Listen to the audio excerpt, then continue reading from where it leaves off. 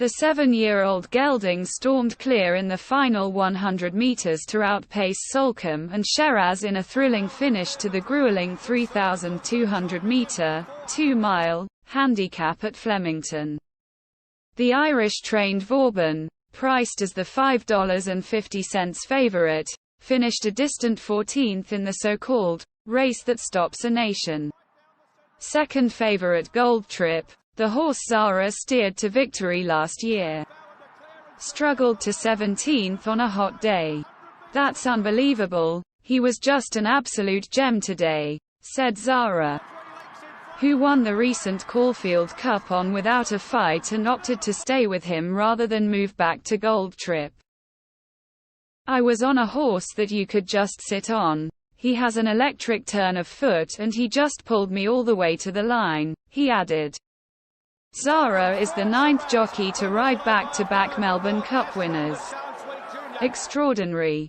He got him onto the rail from a wide gate, relaxed, swam him off, and I was pretty confident probably the last 800 metres he was travelling, said co-trainer Sam Friedman.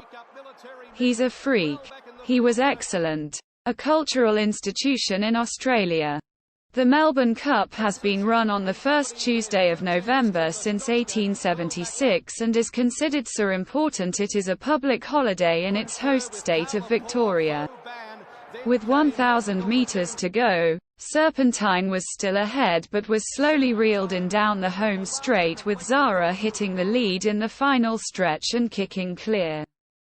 The race was reduced to 23 starters after Cleveland was scratched due to an elevated temperature, dealing a blow to trainer Lloyd Williams' chances of winning an 8th Melbourne Cup. Mark Zahra is the 27th jockey to win the Melbourne Cup on more than one occasion. He's the first since Harry White in 78-79 to win it in back-to-back years on different horses. Gold Trip last year without a fight this year. Tell us how you got it done from 16 like that. My whole objective, I thought that my biggest opposition was my horse himself. You know, he can be quite keen, and he gave me a lot of. I went and worked him the other day, and he was keen, and so I go on the gates, he was relaxed, and I thought, oh, this is a good sign. But I always wanted to go to, if I could find the fence at any stage, he's a horse that relaxes much better on the fence.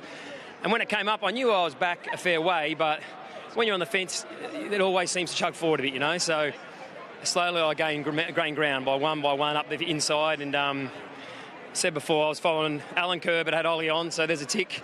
Gold Trip was in front of me, that's a tick. Ryan Moore's in front of him, that's a tick. So I think I can stay here as long as I can. I'll wait for these three, excellent jockeys to start making their moves. I'm going to follow them. So I did. Jay make it off. Ollie probably didn't have the horse, and then all of a sudden I started to travel. And he's a horse that, lucky, like a lot of stages you've got to get up him, but on a horse like him who's got to turn a foot, you can just sit there and you can take needle eyes. And I just managed to smoke up right behind the right horses. Poor old Gold Trip, he was only going just, I got up inside him. I think it was Vauban or Purton, I don't know, I'd lost focus by this time. But it was opening up, and I was getting the front early, but I just knew, I thought, there's just no way on earth anything's coming from behind me, and boom, away we went.